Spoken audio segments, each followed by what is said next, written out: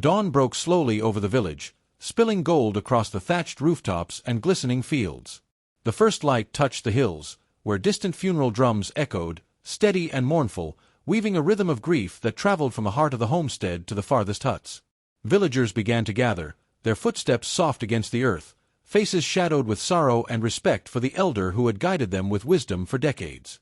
The scent of ceremonial herbs, bitter yet sacred, hung heavy in the air, a reminder that the day belonged not to the living alone, but to memory, lineage, and the ancestors who watched from unseen realms. The ancestral homestead stood in quiet dignity, each wooden beam and carved doorway holding the weight of generations. Near the shrine, elders settled in solemn circles, their robes and staffs marking their authority and moral presence. The courtyard was arranged with care, mats spread in patterns honoring the departed, chairs waiting for the family, and sacred symbols laid to connect the living to the spirit of the elder. The air trembled with tension, a mixture of reverence and the silent questions that hovered between mourners, anticipation for what the day might reveal, and the unspoken weight of familial duty. Amara moved among the guests, draped in black and deep indigo, her mourning cloth heavy against her skin. Her steps were measured, her head bowed, yet her presence radiated quiet authority. Each gesture spoke of years devoted to her father, of loyalty and respect etched into every fiber of her being. She passed relatives and neighbors, their eyes catching the hint of a tear she did not wipe away, noting her composure amid sorrow that might have broken a lesser heart. Even in silence, she carried the strength of a river, deep, steady, and impossible to ignore. A sudden stir rippled through the courtyard. Tay appeared, dressed in sharp modern fabrics that shimmered in the morning light, at odds with the mournful tones surrounding him. His confident stride drew glances and murmurs, unsettling the elders who felt tradition challenged in every detail of his presence.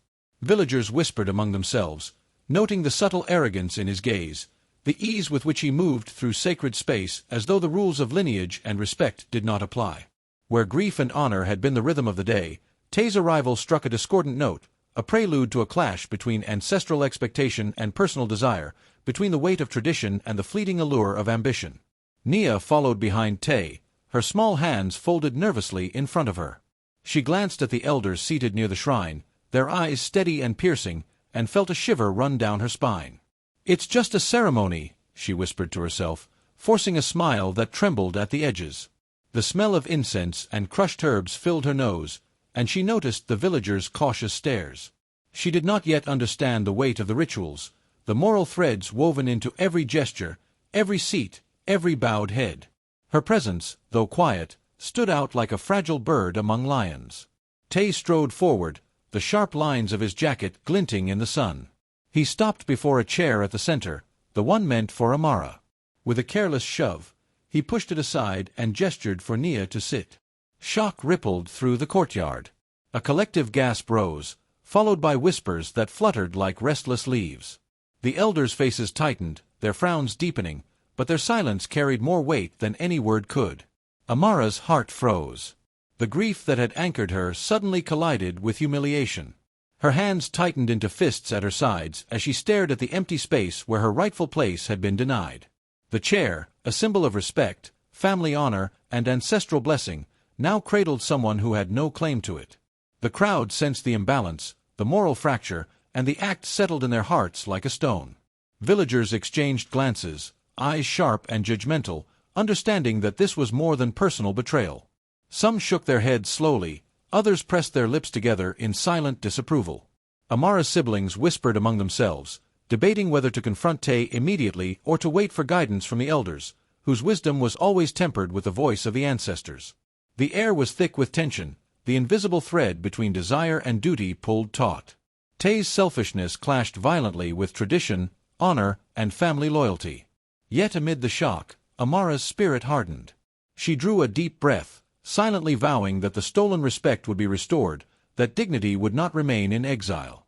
The elders' eyes, unwavering and discerning, seemed to pierce into the hearts of all present, signaling that the consequences of this betrayal were only beginning, and that justice, rooted in tradition, morality, and communal wisdom, would soon unfold. The village hummed with quiet voices, a low current of whispers that carried farther than anyone intended. At the market, women leaned toward one another, eyes sharp with judgment. "Did you see how he—" one murmured, her voice trembling with both anger and disbelief. Children paused in their play, catching fragments of sentences that spoke of betrayal and shame, and passed the words along, unaware of the weight they carried. The scandal moved faster than the wind, threading through every hut and homestead. From the courtyard near the shrine, elders watched silently, their faces carved with unspoken warnings, heavy with the wisdom of generations. In the shadowed courtyard of her father's homestead, Amara's siblings gathered, voices hushed and cautious. "We cannot act hastily," whispered her eldest brother, eyes flicking toward the unseen ears of the village. "Patience and the guidance of our ancestors will protect her honor." Older relatives nodded, recalling the proverbs that shaped their lives, that a sharp tongue might wound, but a measured plan can heal. Each family member wrestled with anger and shame, their hearts torn between immediate justice and careful strategy. Loyalty to Amara, to family, and to tradition became their guiding compass. Alone in her small room, Amara sank to the floor, hands pressed against her face. The memory of Tay shoving her chair aside replayed endlessly, each detail sharpening the ache in her chest. Whispers from the village seemed to echo in the walls, pressing her with the weight of communal scrutiny. She clenched her fists, torn between silence and action, between the decorum demanded by tradition and the raw justice she craved. The displaced chair hovered in her mind like a ghost, stolen respect, dishonored lineage, a challenge she could not ignore. Meanwhile, Tay strode through the village streets with the careless confidence of wealth and charm. His mistress followed closely, smiling at the whispers he ignored. "Let them talk," he said, voice loud and dismissive. "The village will bend to my ways soon enough." But eyes followed him, sharp and judging, villagers exchanging quiet glances that spoke volumes. The arrogance he flaunted only thickened the tension, sowing seeds of consequence he could not yet see, a clash between selfish desire and the unyielding weight of tradition and moral law. Nia walked beside Tay, her steps hesitant now. The earlier excitement of following him had faded, replaced by a prickling unease. She felt eyes on her, sharp, judging, and patient, like the gaze of ancestors watching from the shadows. The village no longer felt like a stage for admiration, but a weight pressing down on her conscience. "Tay, do they hate us?" she whispered, her voice trembling. He laughed lightly, brushing her concern aside, but even she noticed the tight lines on the villagers' faces. The whispers and sidelong glances spoke louder than words. Ambition taken at the cost of another's honor bore consequences heavier than she had imagined. Meanwhile, in a quiet corner of the courtyard, Amara's younger siblings gathered around her, their eyes bright with determination. "Sister," one said softly, "your place has been taken, but not your honor. You must stand. Remember what Father taught us. Dignity cannot be stolen if we hold it in our hearts." Friends nodded, voices gentle yet firm, weaving courage into her soul. Their reminders of family pride, tradition, and the authority of elders stirred a fire in Amara, a readiness to act not from anger, but from justice. That evening, elders approached Amara with careful steps, their robes brushing the earth. They spoke in measured tones, sharing proverbs and tales that carried moral weight. "The river does not hurry, yet it shapes the land," one elder said, eyes glinting with quiet wisdom. "Betrayal hidden today is the tree that falls tomorrow," another added, voice low and deliberate. They emphasized patience, the power of ancestral guidance, and the way justice flows through community and custom. Amara listened, absorbing each word, her heart steadying, her mind mapping the path that respect, strategy, and patience would demand. In the days that followed, Amara discovered small but telling signs of Tay's past indiscretions. Secret letters, whispered confessions from distant relatives, and hints of favors traded for personal gain. Each revelation deepened the wound of betrayal, sharpening the image of a man who placed desire above morality. Murmurs spread quietly through the village, and the weight of truth began to settle not only on Amara's shoulders but across the homestead and the wider community. Justice, she realized, was no longer hers alone. It was woven into the fabric of the village itself, and the reckoning was only beginning. The sun dipped low behind the hills, casting long shadows over the village as the rhythmic beat of the community drum echoed from the ancestral shrine. Mourning cloths swayed gently in the evening breeze, their somber hues a constant reminder of grief, honor, and the weight of tradition. Amara's thoughts drifted to the displaced chair, its empty presence lingering like a wound in her mind, honor taken, dignity threatened, and justice yet to be restored. The smoke from ceremonial incense wound through the air, carrying the scent of sage and palm oil, a living reminder that culture, tradition, and moral law guided every heart and action in the village. A herald appeared at the edge of the courtyard, calling for a meeting at the ancestral court. Villagers gathered slowly, their faces drawn, eyes heavy with expectation. The sacred space was adorned with carved wooden figures, symbols of past elders, and ancestral relics, each object carrying the silent weight of judgment. The drums pulsed faintly beneath the trees, harmonizing with the steady rhythm of the heartbeats in the gathering. Tay arrived last, his fine clothes glinting in the fading sunlight, confidence like armor, while Nia's hand trembled slightly, a nervousness she could not hide. The villagers sensed that balance must be restored.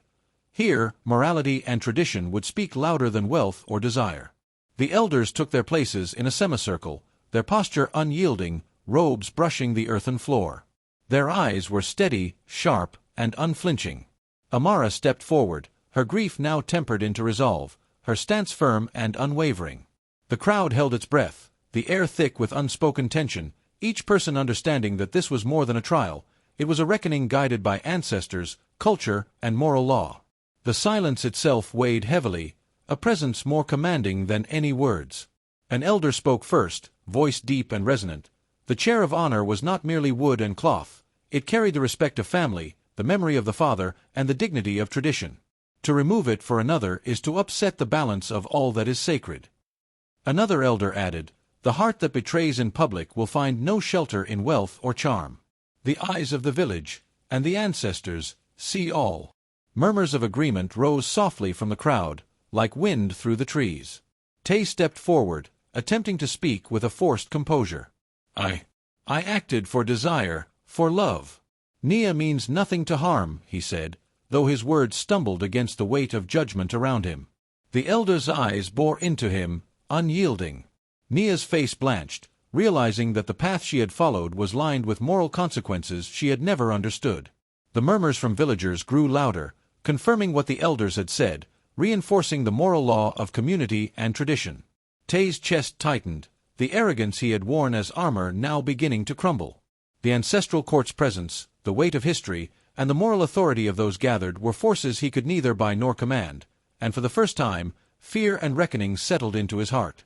Amara's feet moved with steady resolve across the sun-dappled courtyard, her mourning cloth flowing around her like the rivers that cradled their village. She lifted her head, shoulders squared, and the air seemed to shift as if acknowledging her rightful place. The displaced chair, once a symbol of humiliation, now waited silently, a silent witness to the tension that bound every heart in the gathering. "This seat is mine, as is my voice," she declared, her words cutting through the hush like the call of a ceremonial drum. "No wealth, no cunning, can erase honor or silence truth." A ripple of approval swept through the villagers. Even the elder's eyes softened, the moral balance beginning to tilt in her favor. Tay opened his mouth, seeking to justify himself, but before a word escaped, a gust of wind whipped across the courtyard, scattering the incense smoke and rattling the carved wooden totems. A branch above cracked sharply, sending a shower of leaves to the ground, and the village drums pulsed faster, as if the ancestors themselves were voicing judgment. Whispers ran through the crowd. Nia froze, eyes wide, the weight of her part in this betrayal pressing down on her heart. I did not understand," she murmured under her breath, guilt threading through every syllable, the realization of her complicity finally piercing her ambition. Amara reached for the chair, her hand steady as she reclaimed it with a ceremonial bow, honoring the ancestors and the tradition that had guided her family for generations. The murmurs of the crowd rose to a gentle roar of respect, elders nodded solemnly, approving the restoration of order and dignity. Tay's confident mask crumbled, he stepped back, shamed, the arrogance of wealth no longer a shield against the moral authority of the community. The village, united in silent witness, felt the triumph of courage, justice, and ancestral oversight. In that moment, honor was restored, and the rhythm of moral law resonated louder than any selfish desire, echoing through hearts and hills alike. The courtyard emptied slowly, yet a heavy silence lingered like smoke from the ceremonial fire. Even after the last words of judgment, the moral weight of the ancestral court pressed upon every heart. Villagers exchanged quiet nods and murmurs, aware that the story they had witnessed would travel through markets, homes, and gatherings long after the drums had ceased. Amara stood at the center, her eyes calm but shining with the strength of one who had weathered storms and emerged whole. Her posture spoke of dignity reclaimed, and in her stead, the village understood that virtue, courage, and patience held power beyond wealth or cunning. Tay retreated to a secluded corner of the compound, the pride in his eyes dimmed, replaced by the bitter knowledge of shame. Alone with the elders, he was forced to confront the arrogance and selfishness that had driven his actions. One elder's voice cut softly through the quiet. "Power without honor is a house built on sand. It will fall when the winds of justice come." Tay lowered his head, the enormity of his deeds pressing on him, while villagers outside whispered of his humiliation, proving that material wealth could not shield him from moral consequence.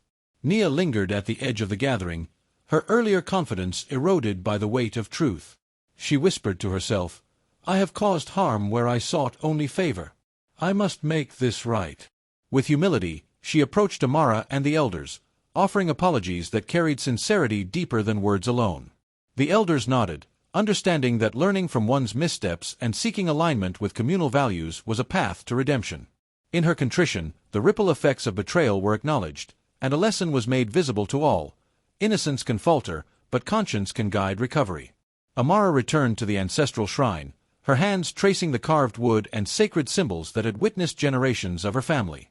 Villagers watched in reverent silence as she settled the ceremonial mat, a gesture of restored honor and rightful place.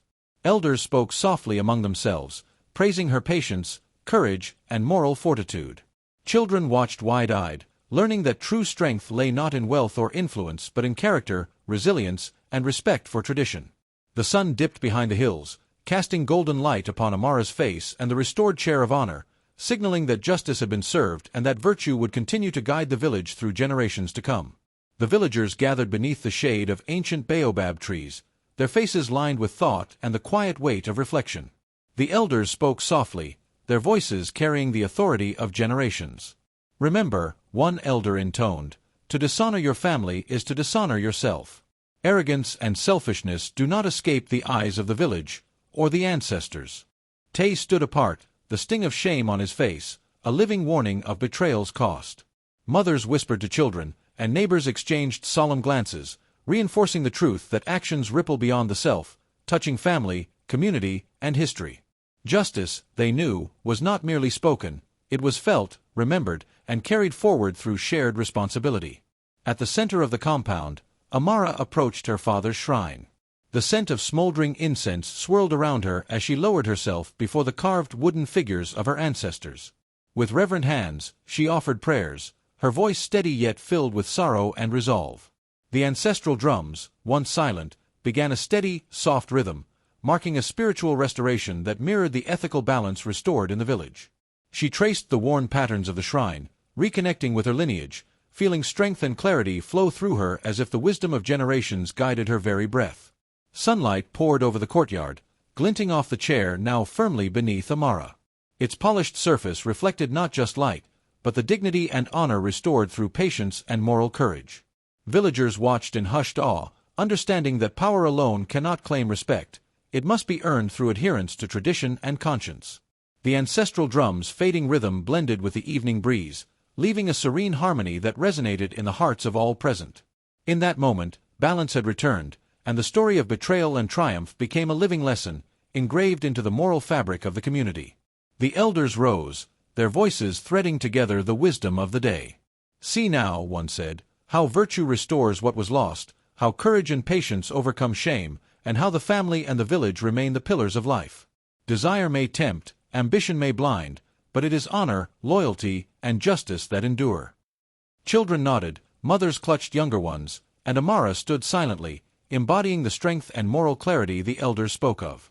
The village exhaled as one, a deep, reflective pause that sealed the story's teaching. Tradition, family, and ethical courage shape not just individuals, but the legacy of the entire community.